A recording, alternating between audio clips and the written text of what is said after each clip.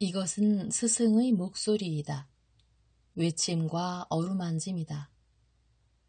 이 목소리가 회개하기를 원치 않는 사람들에게 말할 때에는 외침이 되고, 비록 불완전하더라도 하느님과 그분의 말씀을 찾아내려는 착한 뜻을, 하느님과 그분의 말씀을 찾아낸 다음에는 자기를 거룩하게 하려는 착한 뜻을 가진 사람들에게 말할 때에는 어루만짐이 된다.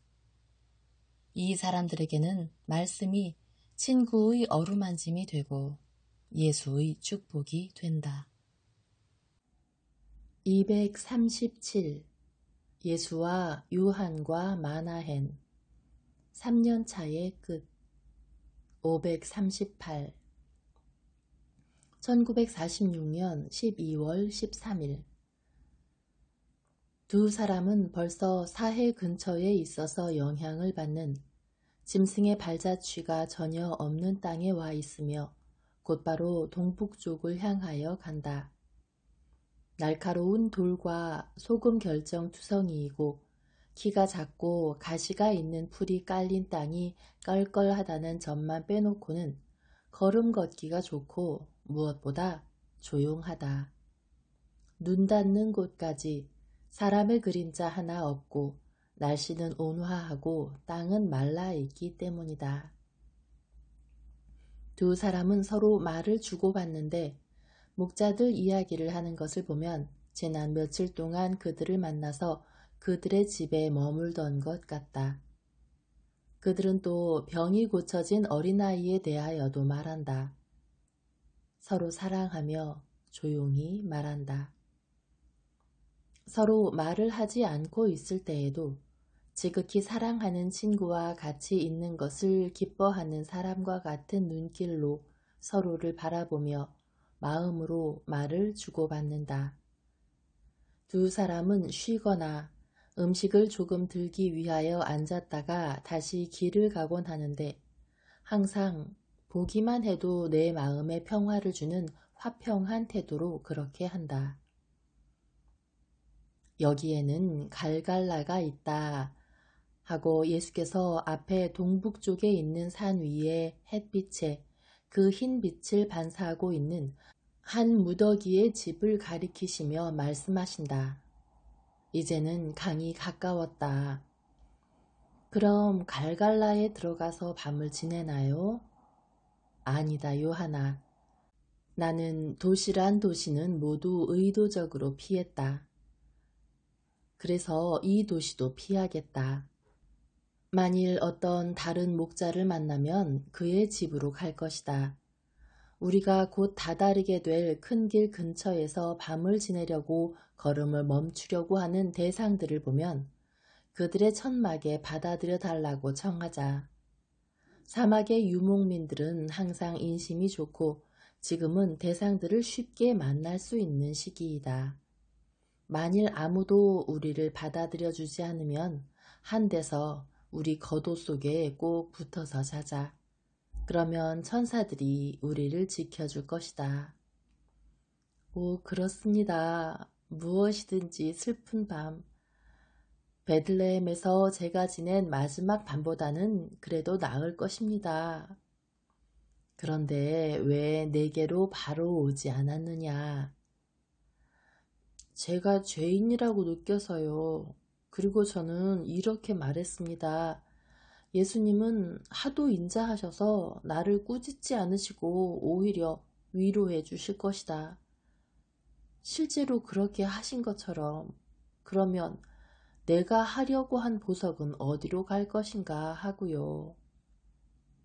요하나, 우리는 그 보석을 함께 했을 것이다. 아침에 음식물과 땔감을 발견했지만 나도 음식을 먹지 않고 불을 피우지도 않고 있었다. 그렇습니다, 선생님. 하지만 선생님과 같이 있을 때에는 아무것도 없게 됩니다. 선생님과 같이 있으면 저는 아무 고통도 느끼지 못하는 걸요. 선생님을 쳐다보고 선생님의 말씀을 듣고 그러면 저는 아주 행복합니다. 나도 안다. 또 아무에게도 내 유한에게만큼 내 생각이 새겨지지 않는다는 것도 알고 네가 이해를 하고 필요한 때에는 침묵을 지킬 줄 안다는 사실도 알고 있다. 그렇다. 너는 나를 사랑하기 때문에 나를 이해한다. 유한아, 내 말을 들어라. 이제 얼마 있으면 무엇 말씀입니까, 주님? 요한은 즉시 예수의 말씀을 맞고 예수의 팔을 붙잡고 겁에 질리고 의아하다는 듯한 눈과 낯빛깔이 된 얼굴로 똑바로 쳐다보려고 예수를 멈추어 서시게 하면서 묻는다. 이제 얼마 있으면 내가 복음을 전하는 지가 3년이 된다. 내가 군중들에게 해야 할 말은 다 했다. 나를 사랑하고 따르기를 원하는 사람은 이제 자신 있게 그렇게 할 수 있는 모든 요소를 가지고 있다. 어떤 사람들은 사실로 인해서 설득될 것이지만 대부분은 사실들을 보고도 귀머거리로 남아 있을 것이다. 그러나 이런 사람들에게 내가 할 말이 별로 없다. 그래도 그 말을 하겠다. 자비만이 아니라 정의도 지켜져야 하기 때문이다. 지금까지는 자비가 여러 번 또 많은 일에 대해서 잠자코 있었다. 그러나 영원히 입을 다물기 전에 선생은 재판관과 같은 엄격을 가지고도 말을 할 것이다. 그러나 너에게 이 말을 하려던 것은 아니다. 내가 너에게 말하고자 하던 것은 얼마 안 있어. 내 양떼가 내 것이 되게 하기 위해서 그들에게 해야 할 모든 말을 하고 나서 나는 기도를 하고 준비를 하기 위하여 정신 집중을 많이 하겠다. 그리고 기도를 드리지 않을 때에는 너희들에게 몸을 바치겠다. 내가 처음에 한 것과 같이 끝에 가서도 그렇게 하겠다. 여자 제자들이 올 것이고 내 어머니도 오실 것이다. 우리는 모두 과월절 준비를 할 것이다. 요한아, 그 제자들에게 많이 헌신하라고 지금부터 부탁한다. 특히 내 어머니께. 주님, 선생님의 어머니께서는 저희 모두에게 주셔야 할 만큼 벌써 지나칠 정도로 많이 가지고 계신데 제가 무엇을 드릴 수 있겠습니까? 너희의 사랑이다.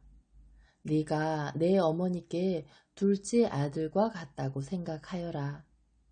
내 어머니는 너를 사랑하시고 너도 내 어머니를 사랑한다.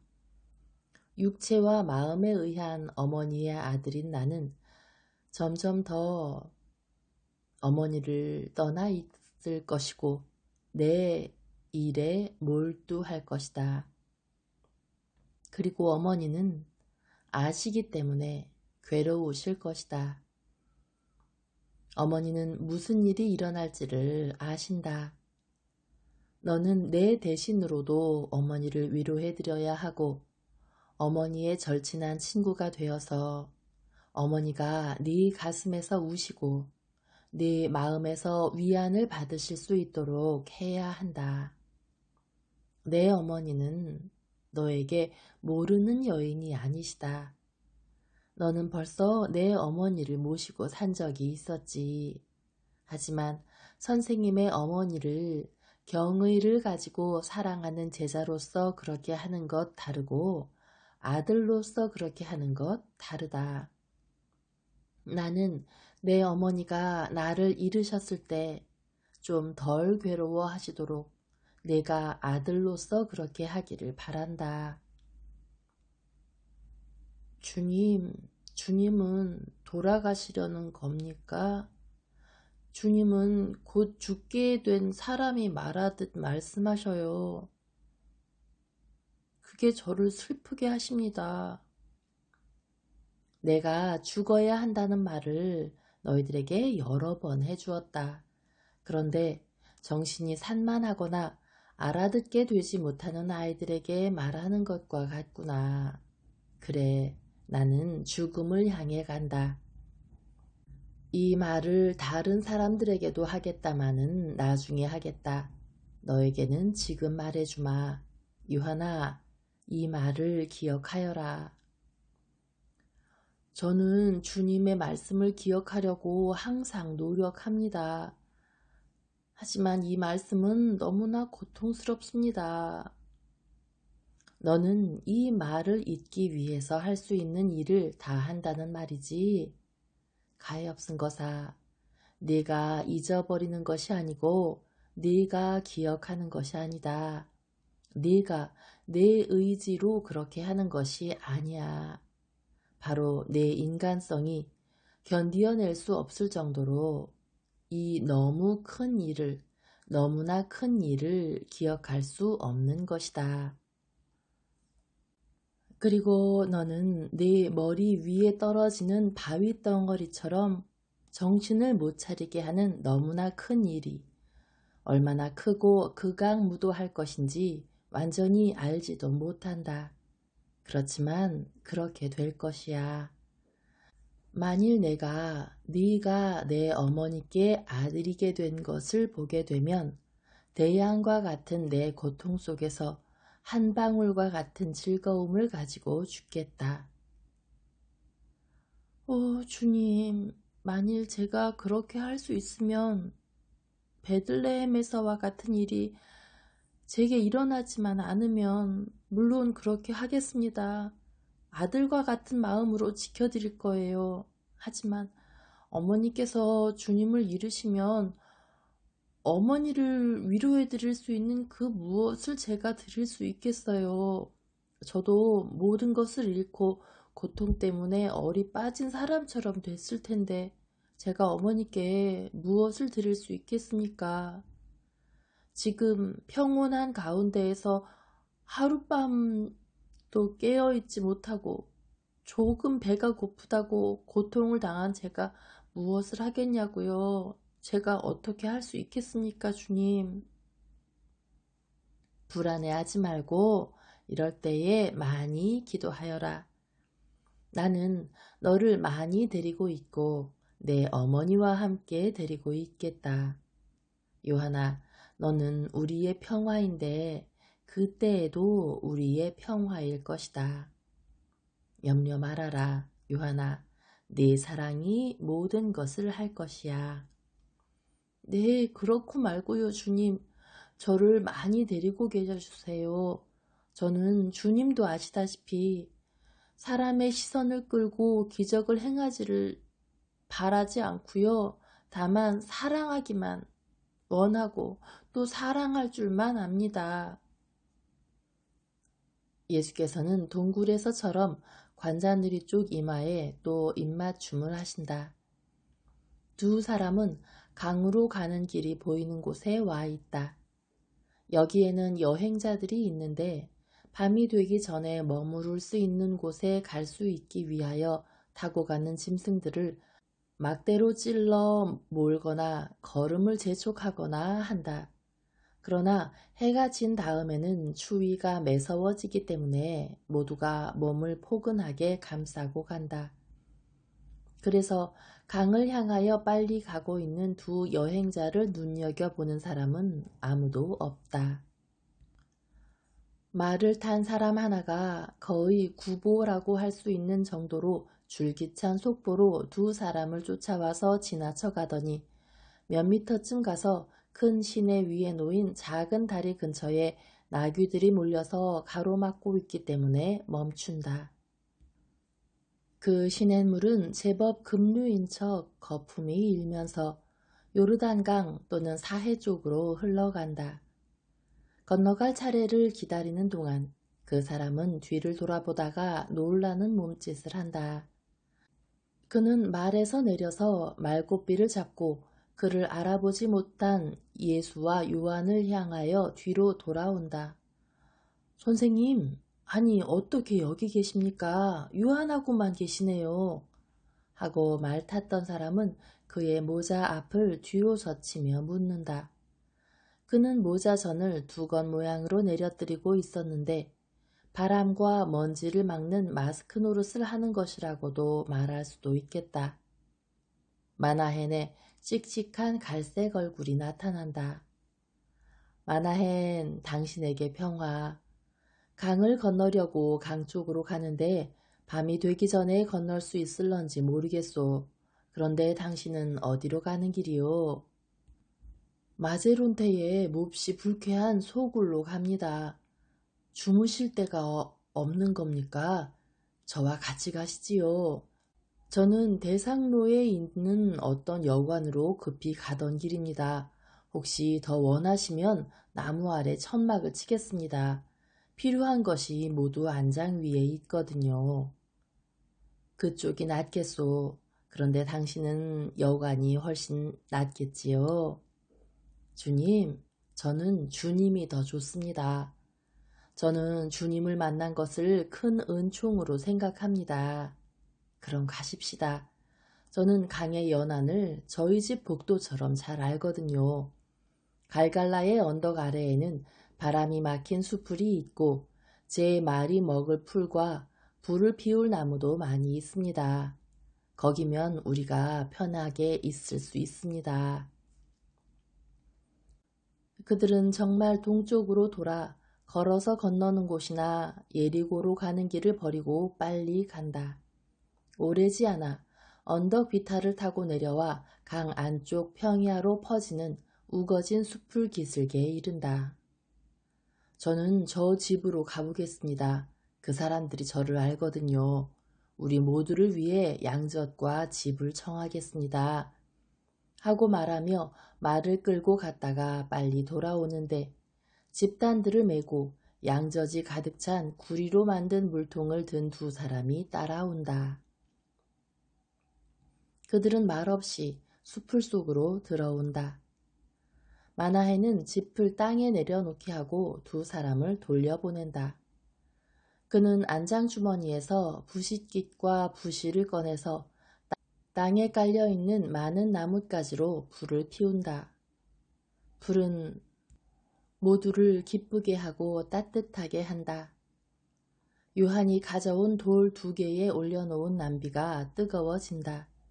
그동안 마나헤는 말에서 안장을 내려놓은 다음 낙타털로 만든 폭신한 천막을 땅에 박은 말뚝 2개에 메고 매우 오래된 나무의 튼튼한 줄기에 기대게 해서 친다. 그리고 역시 안장 앞태에 비끄럼했던 양가죽을 풀 위에 깔고 그 위에 안장을 놓으면서 말한다. 선생님, 오십시오. 이것은 사막의 기수가 몸을 두는 곳입니다. 그러나 이슬과 땅의 축축한 기운을 막아주지요. 저희들은 집만 있으면 됩니다. 선생님, 정말이지 제게는 왕궁의 값진 양탄자들과 닷집들과 의자들이 선생님의 옥좌와 이 천막과 이 칠보다 훨씬 덜 아름다워 보입니다. 그리고 제가 여러 번 맛본 맛 좋은 요리도 절대로 우리가 함께 먹을 여기 있는 양젓과 빵 같은 맛은 없을 것입니다. 선생님, 저는 행복합니다. 나도 그렇소, 마나헨. 그리고 요한도 물론 그럴 것이요. 섭리는 오늘 저녁 우리 공동의 기쁨을 위해 우리를 모아놓았소. 선생님, 오늘 저녁도 그렇고 내일도 모레도 선생님께서 사도들 가운데 안전하게 계신 것을 제가 알 때까지입니다. 사도들에게로 가시겠지요. 그렇소. 그들을 다시 만나러 가오. 솔로몬의 집에서 나를 기다리고 있소. 마나헤는 예수를 쳐다보고 나서 말한다. 저는 예루살렘에 들렀었는데 소식을 들었습니다. 베다니아를 통해서요. 그리고 선생님께서 왜 거기 머무르지 않으셨는지를 깨달았습니다. 거기서 떠나신 건 잘하신 일이에요. 예루살렘은 가엾은 라자로보다도 더 독과 썩은 부분이 가득한 몸 같습니다. 라자로를 보았소. 예, 육체의 고통과 선생님에 대한 마음의 고통으로 괴로워합니다. 라자로는 몹시 고민하며 죽어가고 있어요. 하지만 저도 저희 동포들의 죄를 보기보다는 차라리 죽고 싶습니다. 예루살렘이 술렁이고 있었습니까? 하고 불을 살피고 있던 요한이 묻는다. 대단히요. 두 패로 갈라져 있습니다. 그리고 이상한 일은 로마인들이 전날 반란으로 인해서 체포된 어떤 사람들에 대해서 관용을 베푼다는 사실이에요. 그건 동요를 증가시키지 않기 위해서라고 비밀스레 말들을 합니다. 그리고 총독이 오래지 않아 예상했던 것보다 더 일찍 예루살렘에 올 것이라는 말도 있어요. 그게 좋은 일인지 모르겠습니다. 헤로데도 분명히 총독이 하는 대로 하리라는 것을 저는 압니다. 그러면 선생님 가까이에 있을 수 있을 것이니까 제게는 분명히 좋은 일일 겁니다. 그런데 안티파의 마곡간에는 빠른 아람 말들이 있거든요. 그 좋은 말로는 시내에서 강까지는 금방 갈 수 있습니다. 선생님께서 그곳에 머무르신다면 말이지요. 그렇소. 그곳에 머무르겠소. 적어도 당분간은. 요한이 뜨거운 양젖을 가져오고 각자는 예수께서 바치시고 강복하신 다음 빵을 양젖에 담근다. 만화에는 꿀처럼 금빛이 도는 대추야자들을 드린다. 아니, 이렇게 많은 물건을 어디에 두셨었어요? 하고 요한이 놀라서 묻는다. 말 타고 다니는 사람의 안장은 작은 장이지요. 요한, 사람과 짐승을 위한 모든 것이 다 들었습니다. 하고 마나헤는 그의 갈색 얼굴에 솔직한 미소를 지으면서 대답한다. 그리고 한동안 곰곰 생각하더니 묻는다. 선생님, 저희들에게 봉사하고 또 흔히는 사람보다도 더 충실하게 봉사하는 짐승들을 사랑해도 되나요? 왜 그런 질문을 하오? 달리고 나면 땀이 줄줄 흐르는 제 말을 지금 우리의 천막으로 쓰이는 담요로 덮어준다고 어떤 사람들에게서 업신여김과 비난을 받았기 때문입니다. 그리고 그 사람들이 다른 말을 하지는 않았소? 마나헤는 어리둥절하여 예수를 쳐다보며 잠자코 있다. 솔직히 말하시오.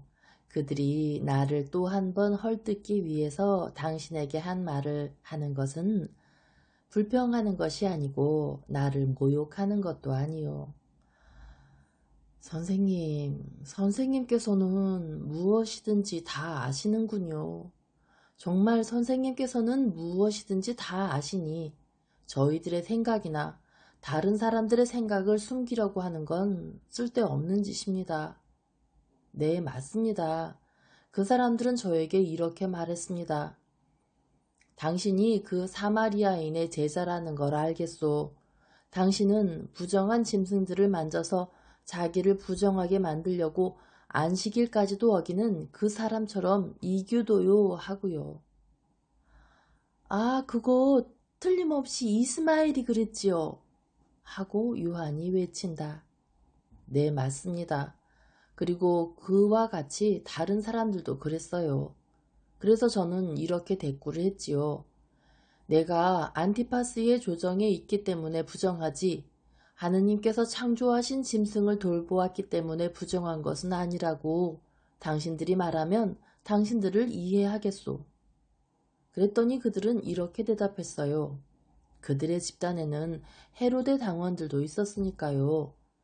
얼마 전부터 헤로데 당원들을 보기가 쉬운데 전에는 그들 사이에 심각한 불화가 있었기 때문에 아주 놀라운 일입니다.